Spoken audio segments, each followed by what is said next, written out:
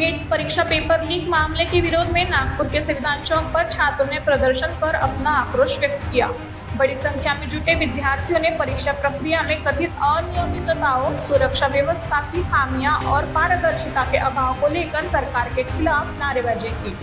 प्रदर्शनकारियों का कहना था कि इस तरह की घटनाएं लाखों छात्रों के भविष्य के साथ खिलवाड़ करती है और इससे परीक्षा प्रणाली पर भरोसा कमजोर होता है। छात्रों ने मांग की कि मामले की निष्पक्ष जांच की जाए और दोषियों के खिलाफ सख्त कार्रवाई की जाए।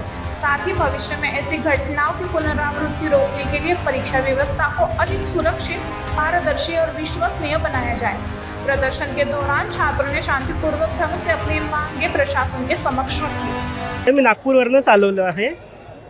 तर पांढऱ्या कपड्यावर लोकशाहीचा खुलेआम खून झालेला आहे। मला असं वाटतं की हे पूर्णतः हुकुमशाही आहे जी या गव्हर्नमेंटने केली आहे।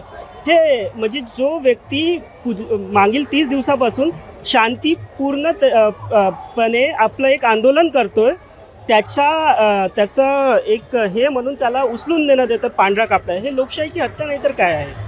मला असं वाटते की हे जे सरकारने केलं आहे हे खूप चुकीचं आहे। नाव अध्ययनी आहे आणि मी वाडी नागपूरची आहे आणि मी स्वतः MBBS करते आणि मी 2024 मध्ये नीट दिला होता जो लीक झाला होता। तर माझ्यासाठी हे खूप पर्सनल आहे आणि आय थिंक जसं सोनम वांगचूक करते आणि त्यांना ज्या प्रकारे ॲज अ क्रिमिनल घेऊन गेले, जेव्हा की ते कोणालाच काहीच करत नव्हते, ते खूप पीसफुली आपलं स्वतःचं हंगर स्ट्राईक करत होते, पण ज्या प्रकारे त्यांना व्हाईट शीट्समध्ये रॅप करून घेऊन गेले like a criminal, I don't think that was right. त्यांची कन्सेंट पण नाही घेतली आहे। तो 60 वर्षाचा एक म्हातारा आणि तो 20 दिवसापासून त्यांनी काही खाल्लं नाही आहे, फक्त तो पाणी पित आहे आणि हे लोक त्यांना असं बिहेव करतात। I do not like.